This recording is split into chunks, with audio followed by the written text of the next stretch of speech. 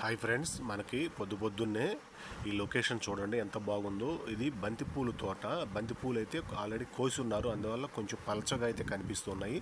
ఈ తోట చూడంగానే బంతిపూల జానకి అనే పాట అయితే గుర్తొస్తూ ఉంటుంది. బంతి పువ్వుల మీద ఎన్ని పాటలు అయితే ఉన్నాయో అన్ని పాటలు గుర్తు రావడం సహజం. దాని తర్వాత ఇది పచ్చని వరి చేను.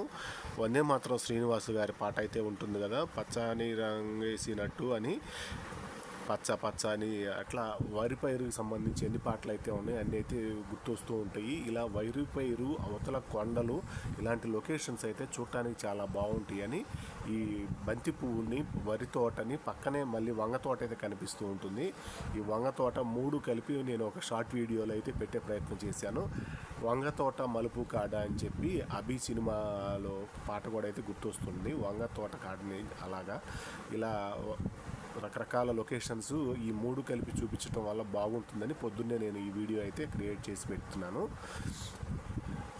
బంతి పువ్వు, వరి చేను, వంగ తోట ఇలా మూడు కూడా కలిపి ఒక వీడియోలో పెట్టడం అనేది నాకు బాగుంటుంది అనిపించి ఇలా కలిపి అయితే పెట్టాను.